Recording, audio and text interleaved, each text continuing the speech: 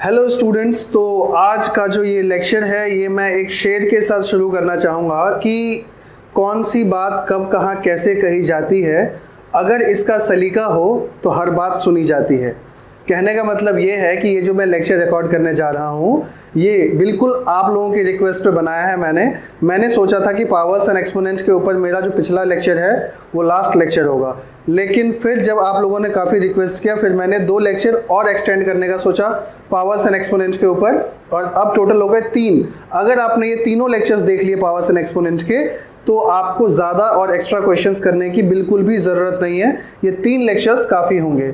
ठीक, तो इस वीडियो को देखने के लिए, अगर आप इस वीडियो के लिए पहली बार देख रहे हैं पावर्स एंड एक्सपोनेंट और नए हैं, तो मैं बोलूँगा कि पिछला वीडियो आप इस आई बटन पे क्लिक करके देख लीजिए, ठीक है, कि पावर्स एंड एक्सपोनेंट की बेसिक्स क्या है। तो मेरा वो शेयर कहने का मतलब ये था कि आप लोगों की रिक्वेस्ट पे ही, जो आपने वो रिक्वेस्ट की उस पे ही ये वीडियो बन रही है। ठीक है, तो चलिए स्टार्ट करते हैं।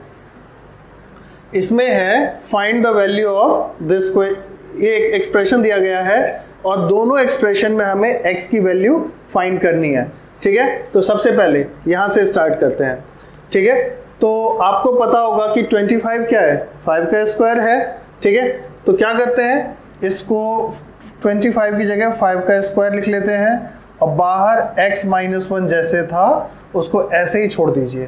ठीक, इसको क्या लिखें, 5⁻²x - 1 जैसे था, और इसको क्या लिखा जाए, इसको भी तोड़ दें, क्या तोड़ देते हैं, तो क्या हो जाएगा ये 10², और 10 को मैं क्या लिख सकता हूँ ये। अच्छा, आप एक बात ध्यान से सुनिए, ये मैंने 10² ही लिखा है, किसी को ऐसा ना लगे कि मैंने यहाँ 10 नहीं लिखा है, 10 ही लिखा है ना। हाँ ठीक, अब क्या हो जाएगा ये, मैंने एक प्रॉपर्टी बताई थी आप लोगों को कि अगर a⁻m जो है वो अगर n से मल्टीप्लाई, बाहर n है और अंदर पावर m है, तो क्या हो जाएगा ये a⁻m(n). ठीक है, इसी तरीके से ये रहा m और ये रहा n, एक अंदर है एक बाहर है, तो इनका क्या हो जाता है, प्रोडक्ट हो जाता है। ठीक है, तो इसे हटाइए, अब लिखते हैं क्या, 5⁻²x - 1, तो क्या होगा ये 5⁻²x - 1, इसे आप अलग अलग कर दीजिए, 5⁻² × 2⁻²। जब इसकी ज़रूरत पड़ेगी तो देख लेंगे। ठीक, अब क्या करेंगे, अब देखते हैं, इसको अलग अलग कर दें तो ये हो जाएगा 5⁻²x - 2, ये हो जाएगा 5⁻²x - 1, और ये हो जाएगा 5² × 2²। ये * का साइन है, ये जो डॉट मैं लगा रहा हूँ ये * का साइन है, 5² पॉइंट मत समझ लेना। ठीक, उसके बाद क्या करूँगा मैं, इसको अब आप ये देखेंगे कि ये सब्ट्रैक्ट हो रहा है, तो इसको अलग अलग कर दूँ, इसको मैं क्या ऐसे लिख सकता हूँ, आप ध्यान से देखिए, 5⁻²x - 2 है, तो मैं इसको ऐसे लिख सकता हूँ। जी हाँ, बिल्कुल ऐसे लिखा जाएगा। तो अगर आप देखिए कि पावर्स का सम हो रहा है, ठीक, तो मैं इसको तोड़ दूं, क्योंकि जब बेस सेम होते हैं तो पावर्स ऐड हो जाते हैं, तो मैं ये मान के चल रहा हूँ कि ये 2 अलग अलग पावर हैं और दोनों का बेस 5 होगा। तो इसको अगर मैं तोड़ूंगा तो क्या हो जाएगा, 5⁻² x * 5⁻² - 2 equal to 5⁻²x × 5⁻² - 1। Same principle यहाँ पे लगा दिया और सेम यहाँ पे, माइनस 5⁻² × 2⁻²। अब क्या हो जाएगा, इस पूरे को अगर इधर ले आती है नेगेटिव हो गया, बिल्कुल, तो क्या हो जाएगा ये 5⁻²x dot 5⁻² - 2 minus 5⁻²x dot 5⁻² - 1 equal to minus of 5² × 2²। इसमें 5⁻²x कॉमन आ जाएगा, क्योंकि इसमें भी है 5⁻²x, इसमें भी है, कॉमन निकाल लेते हैं। यहाँ बचेगा 5⁻² - 2 और यहाँ बचेगा 5⁻² - 1। ठीक, अब क्या हो जाएगा ये, यहाँ देखिए इसको अगर आप सॉल्व करेंगे तो कैसे करेंगे, देखिए ध्यान से, इसको कैसे सॉल्व करेंगे, 1/5 का स्क्वायर माइनस 1/5, क्योंकि ऊपर अगर पावर में अगर नेगेटिव साइन होता है तो रेसिप्रोकेट हो जाता है, मैंने बताया था। हाँ, अब आपको याद आ गया होगा। तो क्या हो जाएगा ये 5 raise to the power 2x into 1/5 square minus 1/5। ठीक, समझ में आ गया ना। 5 स्क्वायर 25 इक्वल टू, इसको क्या लिखे, ये -2 कहाँ से आ गया, ये हो जाएगा 5 raise to power 2 into 2 raise to the power 2। ठीक, अब मैं सोच रहा था बात यहाँ बन जाएगी, बट हमें इधर जाना पड़ेगा। तो चलिए चलते हैं इस साइड। क्या हो जाएगा ये, इसका अगर आप एलसीएम लेंगे तो क्या बनेगा, देखिए, इसको बाद में करेंगे, इधर देख लेते हैं। 5 raise to the power 2x 1/25, तो एलसीएम कितना आ गया, 5 और 25 का 25। ठीक, अब यहां कितना हो जाएगा, 1 माइनस 4, 5 इक्वल टू, मेरे ख्याल से इसको स्प्लिट करने का कोई फायदा नहीं है, इसको फिर वैसे ही 100 लिख ले जैसे था ये। ठीक, तो 100 ही लिख लेते हैं इसको, -100। 5 raise to the power 2x कितना हो गया, इसमें क्या मल्टीप्लाई होगा, -4/25 इक्वल टू -100। अब क्या करूंगा मैं, 25 को ऊपर मल्टीप्लाई कर दूंगा, -4 को नीचे भेज दूंगा, -100 इंटू 25 अपॉन -4, कैंसिल करिए, 25 आ गया। ठीक है, तो माइनस माइनस कैंसिल हो गया, तो ये बचा कितना, 25 इंटू 25। तो मैं लिख देता हूँ इसको 5 स्क्वायर इंटू 5 स्क्वायर, क्या हो गया ये, 5 raise to the power 2x equal to 5 raise to the power 2 + 2।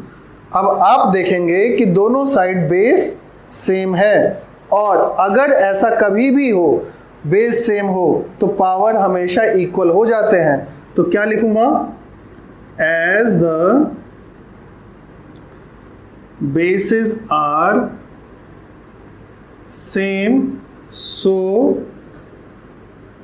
we can equate the powers। ठीक, मतलब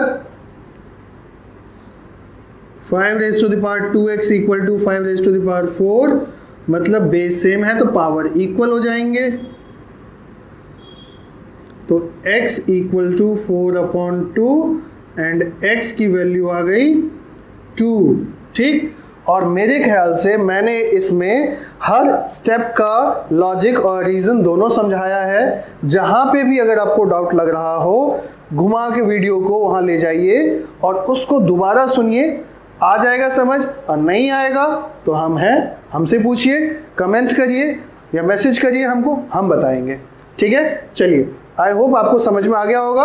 अब चलते हैं नेक्स्ट क्वेश्चन, जो कि ये है, हालांकि स्पेस नहीं बचा तो मुझे पूरा रब करना पड़ेगा, तो अच्छे से कर लीजिए। अब और चलेंगे नेक्स्ट पार्ट में, इसको करते हैं। ठीक है, चलिए, तो नेक्स्ट क्वेश्चन क्या है, ये रहा, और इसको, ये 0 के इक्वल है, इसमें भी x की ही वैल्यू निकालनी है। तो क्या करेंगे,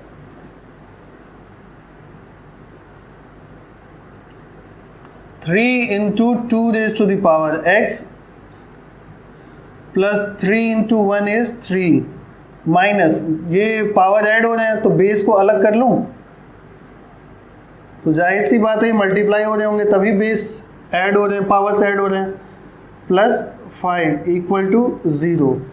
और जब आप देखेंगे ध्यान से तो इसमें आपको 2 raise to the power x है, इसमें 2 raise to the power x है, ये अलग कांस्टेंट है और ये अलग कांस्टेंट है। तो जो अलग अलग है इनको तो आराम से इकट्ठे कर ले, 3 + 5 8, और जिनमें पावर्स लगे हुए हैं उनको इकट्ठे कर लेते हैं। तो ये कितना हो गया, ठीक। अब 2 raise to the power x को कॉमन ले लीजिए, ये हो जाएगा 3 माइनस, क्योंकि 2 raise to power x common ले लिया तो यहाँ क्या बचा 3, यहाँ क्या बचा 2 स्क्वायर प्लस 8 तो है ही, तो ये हो गया 2x और 3 minus 4 minus 1 plus 8 equal to 0। तो ये क्या हो जाएगा, माइनस 1 से मल्टीप्लाई कर दीजिए तो minus 2 raise to the power x plus 8 equal to 0। इसको उधर भेजिए या इसको उधर भेजिए, आपको मिलेगा क्या 2x इक्वल टू 8, मतलब 2x इक्वल टू 2 क्यूब। पता है पिछले क्वेश्चन में क्या समझाया था, यही ना कि बेस सेम हो तो पावर इक्वल हो जाते हैं। तो क्या लिखूं मैं, इक्वेटिंग द पावर्स। तो क्या हो गया x इक्वल टू 3। तो x के वैल्यूज निकालने के लिए जो क्वेश्चंस आएंगे उनको इसी तरीके से किया जाएगा, ठीक है। अब चलते हैं नेक्स्ट टाइप के क्वेश्चंस पे। चलिए, तो नेक्स्ट क्वेश्चन क्या है हमारे पास कि prove that if this expression is equal to this 1/27 then 1m minus n is equal to 1। मतलब वो हमें प्रूफ करना है और ये हमें दिया है, दोनों बिल्कुल ही अलग अलग हैं, ठीक है। तो इस क्वेश्चन को कैसे करना है ये देखिए, सब में सेम कॉन्सेप्ट्स लगाने हैं। कौन से कॉन्सेप्ट, जो आपने पावर्स एंड एक्सपोनेंट्स के पहले लेक्चर में पढ़ा था, ठीक है। तो देखिए कैसे करना है, उसको ध्यान से पढ़ लिया तो ये सारे आगे के दोनों लेक्चर बहुत आसान है, ठीक। देखिए इसको स्टार्ट करते हैं, ये क्या हो जाएगा 9 है, तो 9 की जगह मैं क्या लिखूं 3 स्क्वायर लिख दिया जी, n into 3 square into 3 raise to the power n minus 27 की जगह 3 क्यूब लिख दिया upon 3 raise to the power 3m into 2 cube equal to 1 upon 27 को 3 क्यूब लिख दिया। सब कुछ छोटा छोटा बना लिया हमने, ठीक। उसके बाद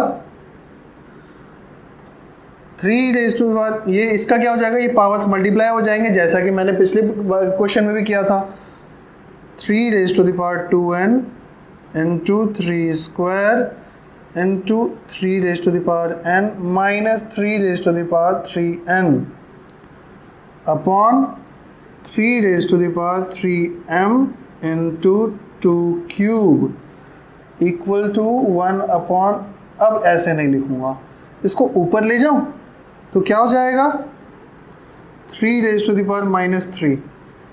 समझ में आ गया होगा, पावर जब ऊपर नीचे होती है या कोई नंबर तो उसका पावर नेगेटिव हो जाता है।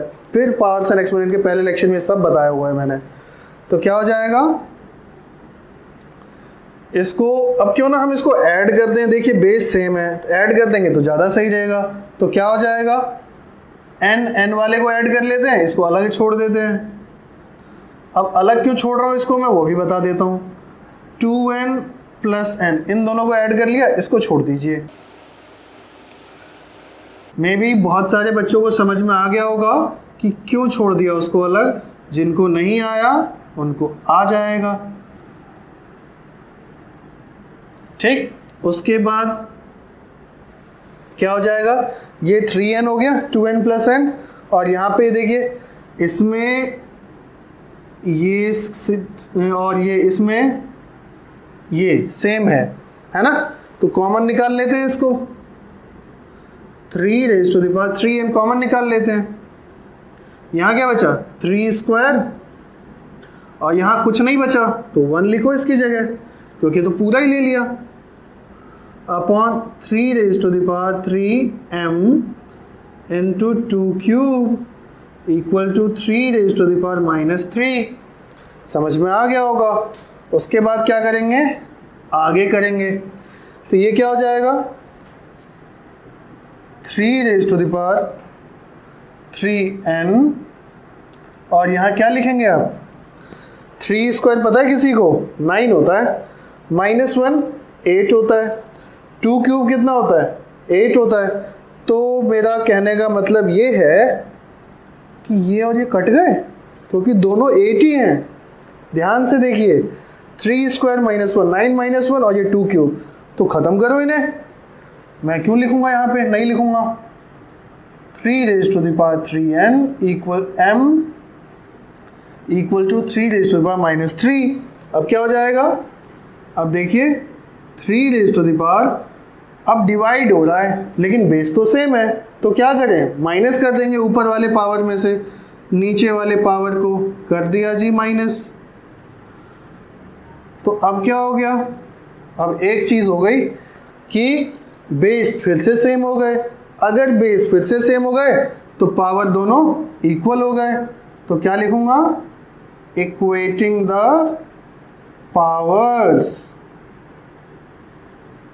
तो ये हो जाएगा 3n minus 3m equal to minus 3।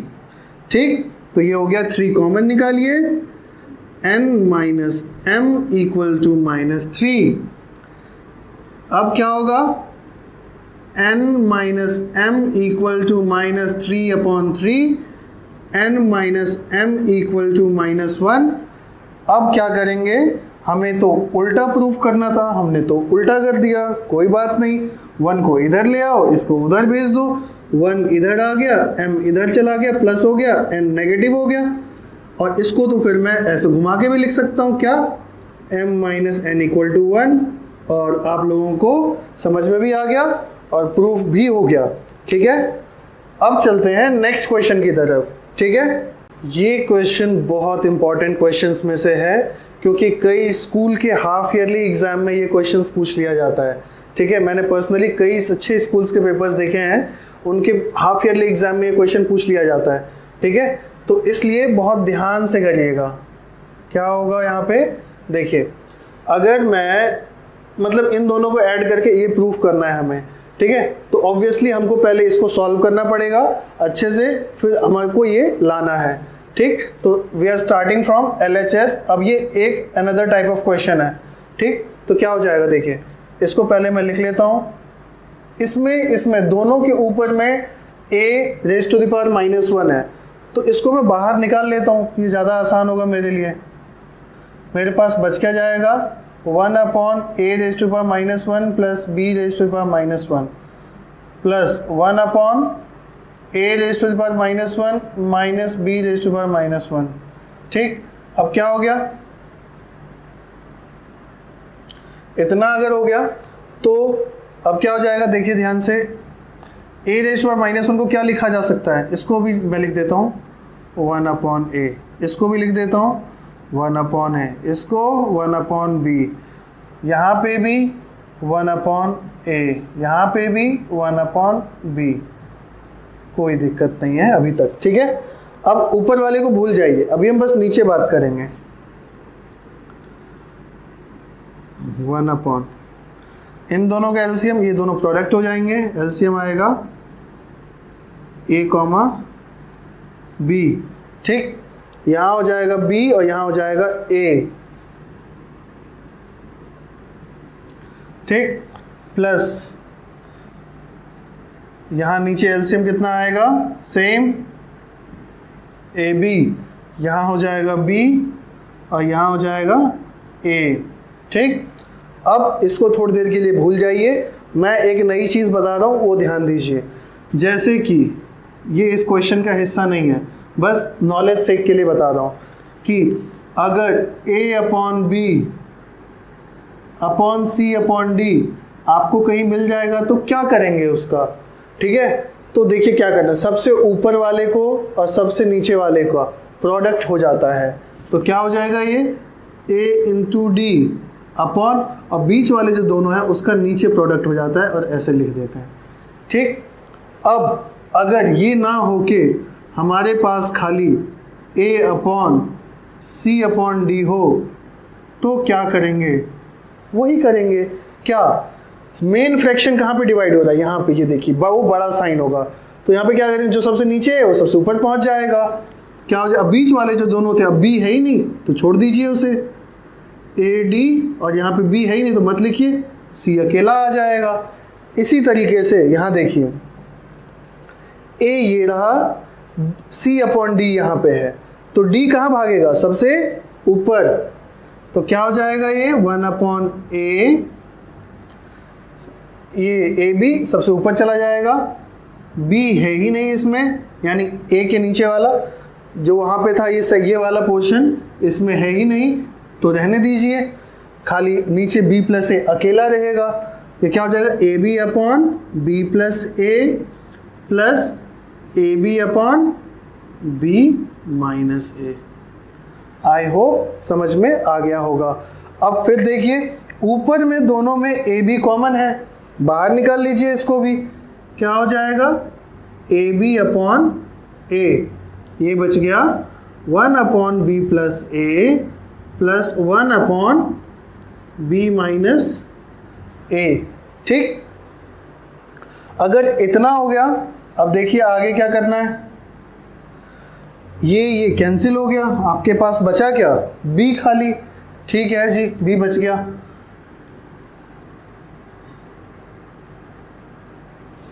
LCM क्या होगा? b plus A B minus A. आपने पढ़ा है क्या ऐसा कुछ? a plus B A minus B को प्रोडक्ट करते हैं तो क्या आता है? A square minus B square, एक फॉर्मूला है ये। हाँ, याद आ रहा होगा आपको भी। ये एक सेम फॉर्मूला बन जाएगा, b plus A B minus A करूँगा मैं, b plus A B minus A. ठीक, अब ये यहाँ और ये यहाँ, तो क्या हो जाएगा? b minus A B plus A, ये दोनों अलग अलग हो गए। अब क्या होगा कि माइनस ए और प्लस ए कैंसिल हो गए, क्योंकि ये प्लस माइनस है। अब बच क्या गया? b प्लस बी, तो ये हो जाएगा 2b।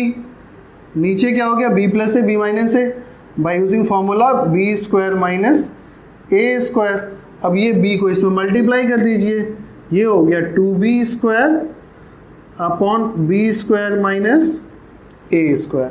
ठीक है, एंड आई होप आपको ये क्वेश्चन बहुत अच्छे से समझ में आ गया होगा। ठीक है, और अगर आ गया तो बहुत अच्छे से आप नेक्स्ट लेक्चर पे आ जाइए पढ़ने के लिए। ठीक है, ताकि आपका पावर्स एंड एक्सपोनेंट कंप्लीट हो जाए। ठीक है, चलिए मिलते हैं next lecture of power and exponent. ठीक है, थैंक यू।